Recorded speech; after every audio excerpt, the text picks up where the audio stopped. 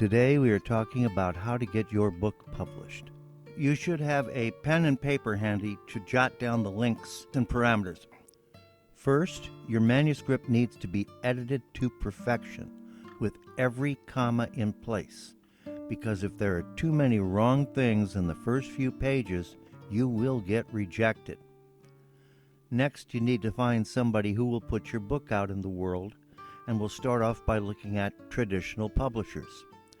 These include Hachette, HarperCollins, Macmillan, Penguin Random House, Simon & Schuster, plus their many, many imprints. These major publishers don't take submissions directly from authors. Instead, you must go through an agent. The best place to find an agent is with manuscriptwishlist.com. So you go there, you download it. It contains a current list of agents. Sometimes it shows their pictures. It tells what they are looking for as far as genres go. It tells you how to submit. Most agents want a query letter, sometimes with a synopsis that has all the spoilers intact. That means you're telling them all the secrets in the story, all the twists and turns. And they also want sample pages of your first chapter or so. It's best to find a lower-level or mid-level agent who is in the New York City area, as that's where many of the publishers are found. They should be incorporated or have an LLC. They should be licensed. Half the U.S. doesn't license talent agents, so anybody can hang up a shingle in those states. There are a few small publishers that will take submissions without an agent. This includes Harlequin, and they look for 65,000 to 85,000 word romances, generally with happy endings, that fit their detailed imprint genres. You should read a few of these imprints before sending your manuscript to them and follow their submission guide to the letter. There are about 24 small publishers that will take submissions of science fiction, fantasy, and possibly horror. The best resource for these is for you to subscribe to authorspublish.com. They will send you new listings of publishers on a periodic basis. These publishers are legitimate. They're vetted by them. They don't ask for money up front. They take open submissions in a variety of genres, and they will tell you in each listing what genre they're doing that week.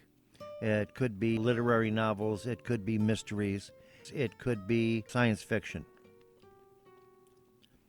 Some universities and small presses also take direct submissions, but unlike the major publishers, they don't pay cash advances.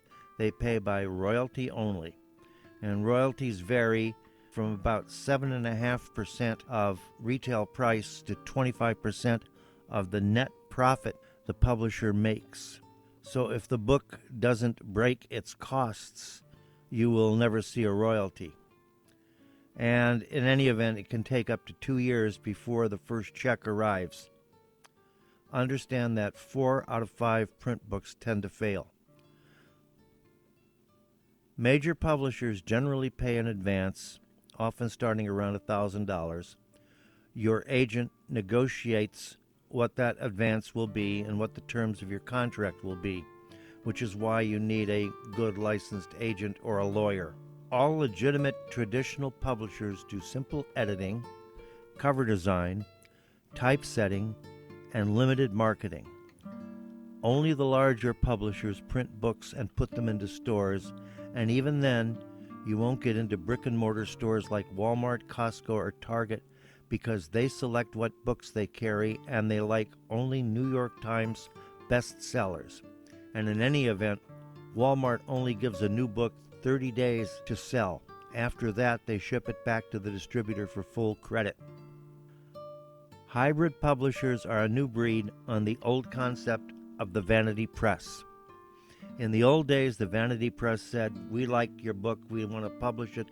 Please send several $1,000s to us to cover your share of the costs." They took your manuscript as is, maybe did a little editing or typesetting, maybe didn't, and gave it to the printers.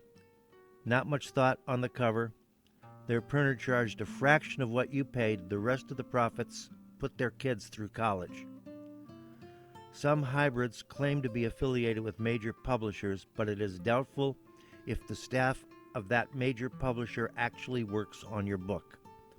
Once again, they may ask for money for your share of the costs of publishing, which actually amounts to almost all of the share of the cost of publishing. That comes to several $1,000s, but they might edit your book, create a nice cover, typeset it, and put it on a database of 40,000 books. On top of this, they might take a small share of your income from the sales of books and then send you the rest. The chances that you will make your investment back from the money you give them is nil. One writer in one of the groups that I was in was telling us that his hybrid publisher said that they would put books into stores if he gave them another $900 to cover returns.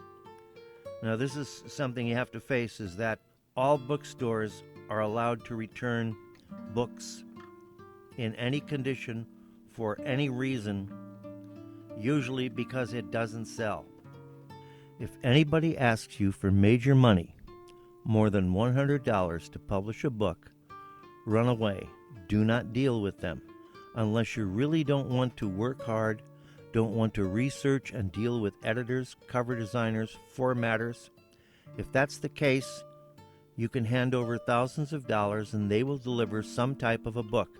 Just don't expect the sales of that book to cover the money you paid. If you do it yourself, it's almost free. In any event, the cost will be lower than what you would be paying to a vanity press or a hybrid. In the open market, where you can vet people and see what's going on out there, if you research and you search around and you talk to people, you will find that editors cost between $500 and $2,000 depending on how big your book is and what kind of an editor it is. There's proofreaders and then there's content editors. Content editors cost the most. Cover designers charge between $1,500 and $800. Formatters, that's people who format your book, charge between $50 and $200 per book type. Now we move on to self-publishing. In America, there are only two major print book self-publishing platforms. The first one is Kindle Direct, which is a part of Amazon. It is free to use, except for printed proofs and author copies. They are charged at printing costs plus shipping, handling, and sales tax. My $4 author copies come out to be $10 delivered.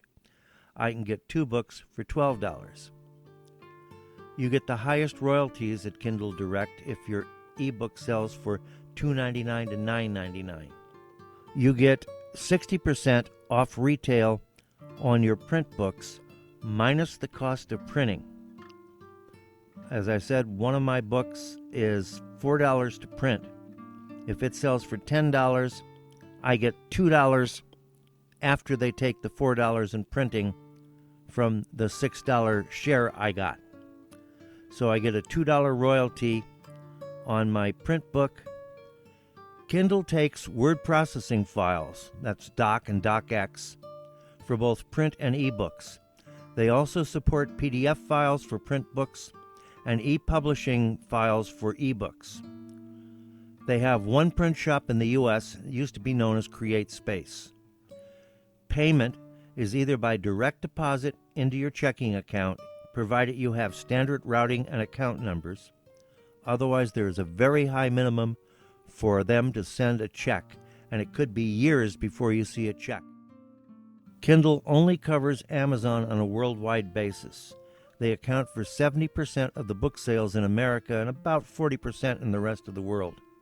You can get expanded distribution covering 40,000 bookstores, but it can take up to 90 days for this to happen, if it happens at all. I was cut off and they didn't notify me, so I had to go to Ingram to reach the rest of the world. Your royalty is lower on expanded distribution. It's 40% minus printing costs. You raise the price of your book to $11 or $12, which makes it harder to sell, to get 50 cents to $1.25 from expanded distribution. Of course, your Amazon royalty now goes up from $2 to $3 or $4 due to the higher retail price. The other major self-publishing company is IngramSpark, and they are the world's largest independent distributor of books, music CDs, movie DVDs, software, and computer parts. They've been in business since the 1960s, longer than Amazon has been around. They have 3 print shops in America and contract overseas with other printers. They charge, however, a $49 setup fee for print books only, or the same fee, $49 for both print and ebooks when done at the same time, or $25 for an ebook only. They also charge $25 for each correction file you upload. So if you make a mistake or make a change and you upload a new file for either cover or content, they're going to charge you another $25. Ingram gives you the option to tell bookstores that you will take unsold books back for full credit. That's an inducement for the store to order books for stock, but you have to be willing to refund the wholesale price, and then the book will be destroyed. If you want the book back, there's a service charge for shipping. You can also tell the bookstores that your book is not returnable, but that can result in no one ordering it for stock. It takes about 10 days for your book to be listed in the database of 40,000 bookstores, including Barnes & Noble online and Walmart online. Ingram is a one-stop print-on-demand and ebook distributor covering the world with Kindle and e-published books. However, you generally have to give the bookstore a 50 to 55% discount from retail, giving you 45 to 50%. And as with Kindle, the printing cost gets deducted from retail, and Ingram charges a bit more for book printing. My $4 author copy is closer to $5 at Ingram. That means on my $12 book, I make closer to 45 or 50 cents at Ingram than the $3 to $4 I would make at Amazon through Kindle. Ingram has more book sizes than Kindle.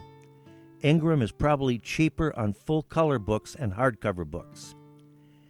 Ingram, however, does not take word processing files.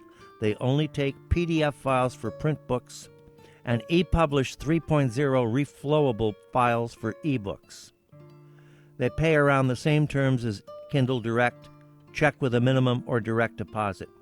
A third company that's coming up in the world is Draft2Digital. They are basically an ebook distributor, but they are starting to get into print books on a beta testing basis.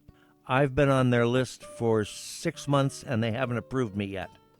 You can, however, get your ebooks through them. They go into all the online markets: Amazon, Apple, Barnes & Noble, Kobo, and several foreign outlets. They do basic formatting for your book, including tables of contents. They pay a 45% royalty. They pay by check with a minimum, by direct deposit, by PayPal, and by Payoneer. The last major company is owned by Draft2Digital, and it is Smashwords. Over the next year, the two will become blended. Smashwords offers library services, which Draft2Digital really doesn't. I'm getting paid 3 cents to 30 cents this month from them for library reads. If they read it partially, you get 3 cents. If they read it completely, you get 30 cents. That's on a 99-cent book. They don't print books, and they are finicky to deal with. I have had to make up to a dozen submissions and changes in order to get my books to meet their high formatting goals. They pay by check with a minimum amount, or they use PayPal. There is no direct deposit. Everybody else out there is probably a third party that uses Ingram for distribution. So instead of you and Ingram Direct or you and Amazon Direct, you go through a third party, and they are the one in bed with either Amazon or Ingram. As a result, you have to increase your selling price to make the same royalty as if you went direct with Kindle and Ingram. All of these companies require your real name, address, phone, Social Security or tax ID number, or a signed certificate stating that you don't get taxed or that your country has no taxes. All of them let you use pen names and publishing name. This concludes our look at how to get your book published. At some point in time, we will have more talks about book formatting, how to make tables of contents for ebooks, full details on how self-publishing works for your book, and other facets of writing, editing, and publishing. If you found this information valuable, please give me a thumbs up. If you haven't already, hit the subscribe button and the bell icon, and we'll notify you when new videos are here.